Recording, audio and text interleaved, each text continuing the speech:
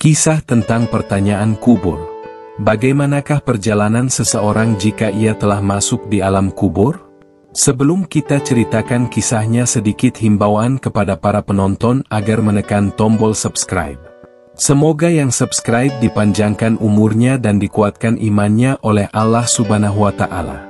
Hadits panjang Al-Bara bin Azib yang diriwayatkan oleh Imam Ahmad dan disyahihkan oleh Imam Al-Hakim dan Syaikh Al-Albani menceritakan perjalanan para manusia di alam kuburnya. Suatu hari kami mengantarkan jenazah salah seorang sahabat Nabi Shallallahu Alaihi Wasallam dari golongan Ansyar. Sesampainya di pekuburan, liang lahat masih digali. Maka Rasulullah Shallallahu Alaihi Wasallam pun duduk, menanti, dan kami juga duduk terdiam di sekitarnya seakan-akan di atas kepala kami ada burung gagak yang hinggap. Rasulullah Shallallahu Alaihi Wasallam memainkan sepotong dahan di tangannya ke tanah, lalu beliau mengangkat kepalanya seraya bersabda, "Mohonlah perlindungan kepada Allah dari azab kubur." Beliau mengulangi kembali perintah itu sampai 2 atau 3 kali. Kemudian Rasulullah Shallallahu Alaihi Wasallam bersabda, "Seandainya seorang yang beriman sudah tidak lagi menginginkan dunia dan telah mengharapkan akhirat, sakaratul maut, turunlah dari langit para malaikat yang bermuka cerah secerah sinar matahari. Mereka membawa kain kafan dan wewangian dari surga lalu duduk di sekeliling mukmin tersebut sejauh mata memandang. Setelah itu turunlah malaikat pencabut nyawa dan mengambil posisi di arah kepala mukmin tersebut. Malaikat pencabut nyawa itu berkata, 'Wahai nyawa yang mulia, keluarlah engkau untuk menjemput ampunan Allah dan keridhaannya.' Maka nyawa itu, dengan mudahnya, keluar dari tubuh mukmin tersebut seperti lancarnya air yang mengalir dari mulut sebuah kendil. Lalu nyawa tersebut diambil oleh malaikat pencabut nyawa dan dalam sekejap mata diserahkan kepada para malaikat yang berwajah cerah tadi, lalu dibungkus dengan kafan surga dan diberi wewangian darinya pula. Hingga terciumlah bau harum seharum wewangian yang paling harum di muka bumi. Kemudian nyawa yang telah dikafani itu diangkat ke langit. Setiap melewati sekelompok malaikat di langit mereka bertanya, 'Nyawa siapakah yang amat mulia itu?' 'Ini adalah nyawa Fulan bin Fulan,' jawab para malaikat yang mengawalnya dengan menyebutkan namanya yang terbaik ketika di dunia. Sesampainya di langit dunia mereka meminta izin untuk memasukinya, lalu diizinkan. Maka seluruh malaikat yang ada di langit itu ikut mengantarkannya menuju langit berikutnya. Hingga mereka sampai di langit ke-7. Di sanalah Allah Ta'ala berfirman, 'Tulislah nama hambaku ini di dalam kitab Ilin.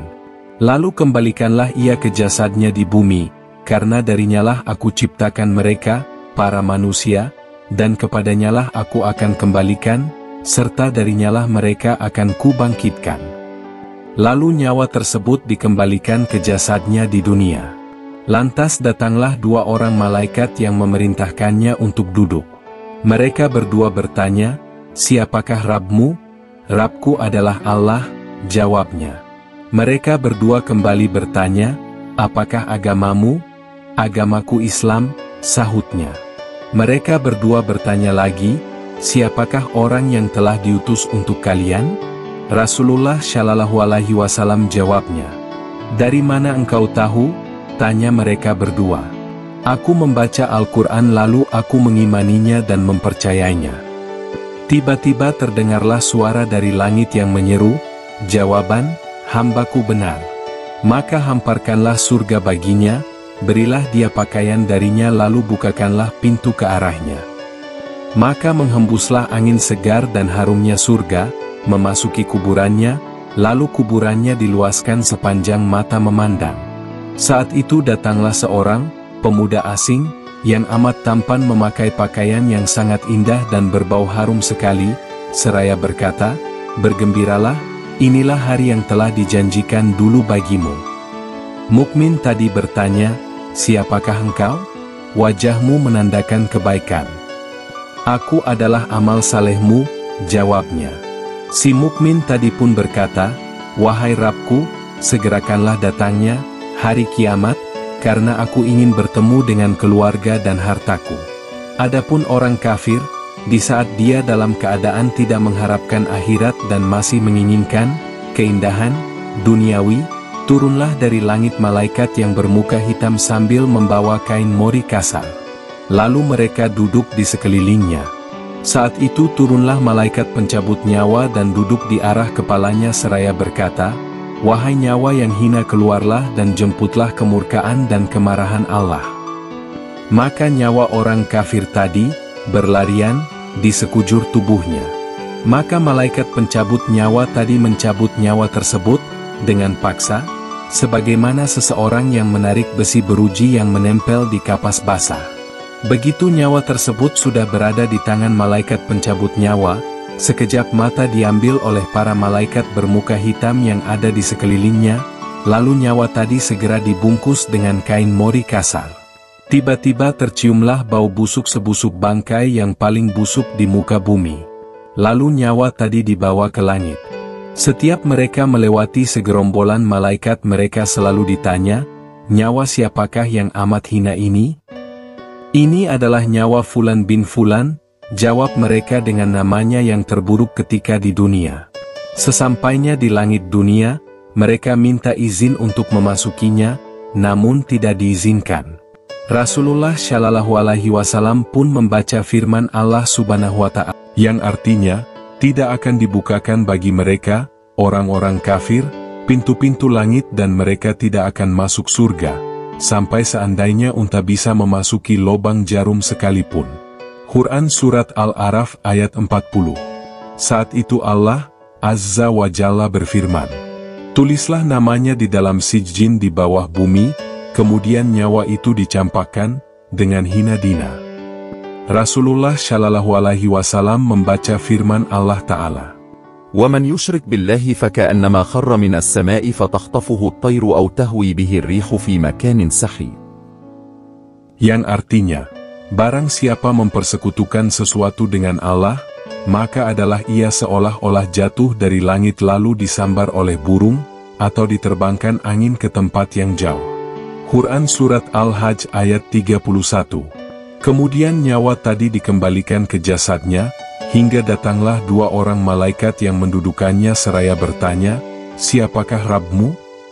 "Aku tidak tahu," jawabnya. Mereka berdua kembali bertanya, "Apakah agamamu?" "Aku tidak tahu," sahutnya. Mereka berdua bertanya lagi, "Siapakah orang yang telah diutus untuk kalian?"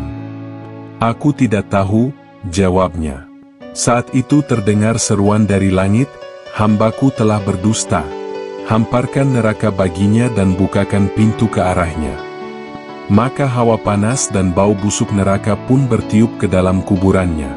Lalu kuburannya dipres oleh Allah hingga tulang belulangnya pecah dan menancap satu sama lainnya. Tiba-tiba datanglah seorang yang bermuka amat buruk memakai pakaian kotor dan berbau sangat busuk, seraya berkata, "Aku datang membawa kabar buruk untukmu, hari ini adalah hari yang telah dijanjikan bagimu." Orang kafir itu seraya bertanya, "Siapakah engkau?" "Wajahmu menandakan kesialan." "Aku adalah dosa-dosamu," jawabnya. "Wahai Rabbku, janganlah engkau datangkan hari kiamat," seru orang kafir tadi. Diriwayatkan oleh Ahmad dalam Al-Musnad dan disyahihkan oleh Al-Hakim dalam Al-Mustadrak dan Al-Albani dalam Ahkamul Janais halaman 156. Wallahu alam. Sekian video kita kali ini, semoga bermanfaat untuk kita semua. Jangan lupa tonton video lainnya dan terima kasih sudah menonton.